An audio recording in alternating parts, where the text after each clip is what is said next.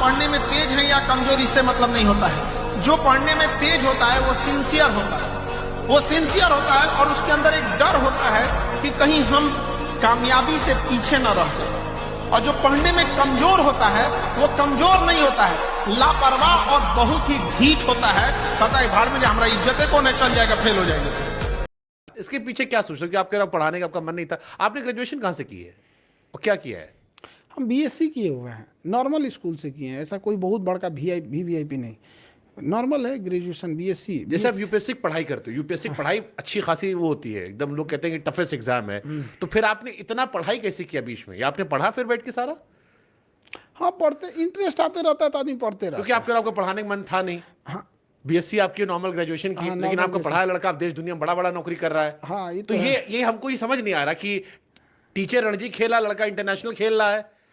तो शिक्षक और सड़क अपने जगह पे रहते हैं, दूसरे को मंजिल तक पहुंचाते हैं। ग्रेजुएशन करने के बाद हमको लगा बीएससी में बहुत, पहले हम लोग को ना साइंस वाले ना अलग घमंड में रहते हैं। हाँ पता, हम साइंस वाले ही हम साइंस वाले हैं, तो हम लोग कॉलेज में ना घमंड में रहते थे। हम लोग को लगता था साइंस ग्रेजुएशन खत्म होते नौकरी आपके पास आएगी। हाँ। कुछ पूछवे नहीं किया ग्रेजुएशन के बाद, तो हम कहे अब एमए करेंगे। तो बीएससी के बाद फिर एमए किए। बढ़िया। पहले लोग करते यही करते ही थे, बीएससी करे, एमएससी करे, एमए कर ले। हाँ वही, उसके बाद उसी में पठन चलते गए, इधर पढ़ाने लगे। अब इसी में पढ़ाते पढ़ाते आदमी इतना लग गया यहाँ पे, फिर हम पढ़ाने लगे। उसके बाद से फिर हम लड़ाई लड़े बच्चों के लिए कि भैया पूरी इंडिया में फीस कम होनी चाहिए। फिर धीरे धीरे धीरे धीरे वहाँ पे पटना में भी सबसे बड़ी कोचिंग होती, कोरोना से पहले भी उतना बड़ा कोचिंग कहीं नहीं था। बट ये था कि हम टेक्निकल फ्रेंडली नहीं हैं। हम आज भी फेसबुक नहीं चलाते हैं, इंस्टाग्राम तो हमरा पतो ना है, वो हमारे नाम पे भले चल रहा होगा कोनो, हमको नहीं आता। ट्विटर कुछ नहीं, ये सब खाली अंग्रेजी का अल्फाबेट है, XYZ बस, वो सब हमको कुछ नहीं आता है। व्हाट्सएप पे लिख के ढकेल दो, चल गया। सबसे सिंपल लगता है, जो चीज़ लिखना है ढकेल दो, चाहे कुछ दाब के बोल दो, चल गया वहाँ पे। यूट्यूब वगैरह में क्या है कि मैं कैमरा ऑन किया, जय हिंद, पढ़ाना हुआ, चल दिए पढ़ा के।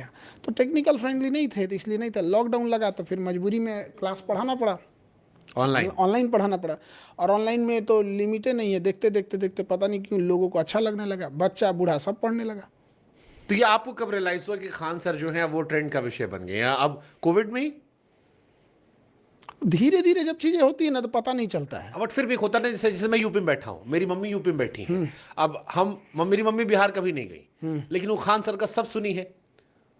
मतलब शादी ब्याह से लेकर जितना लड़का बच्चा वो आज हमको बता रही थी कि खान सर कहे कि बच्चा लोग को हम पार्टी देंगे, लड़की लोग को अलग, लड़का लोग को अलग। फिर लड़का लोग पूछे, वो हमको बता रही थी, लड़का लोग पूछे मैडम आएंगी, वो कहे नहीं वो अपना ऑफिस पढ़ाने आती है। तो कोई बच्चा लोग कहा कि 5 बजे बाद बुलाइएगा तब। हमके बाप रे, रिसर्च हमको करना है, इन्फॉर्मेशन इनको पता है। तो ये इंटरनेट कैसे, मतलब कब आपको लगा कि यार इंटरनेट ने मेरे क्रांति कर दी? एक होता ना कि रियलाइज होता है कि आप लोग पहचान रहे हैं, यूपी में भी जाने लगे, देश में जाने लगे। कब आपको एहसास होना कि ये कुछ मैजिकल हो चुका है अब? हाँ 2-4 साल, जैसे 2022-23 के बाद, क्योंकि ना जब आदमी बाहर निकलने लगा, धीरे धीरे पहचानने लगे लोग, तो समझ में आता है।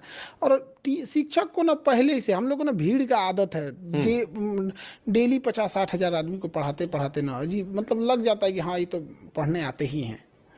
तो धीरे धीरे ऐसा कोई खास रियलाइज नहीं, मतलब। लेकिन हाँ ये है कि जब से ऑनलाइन चीज़ें जो होती हैं उसका एरिया बहुत बड़ा होता है।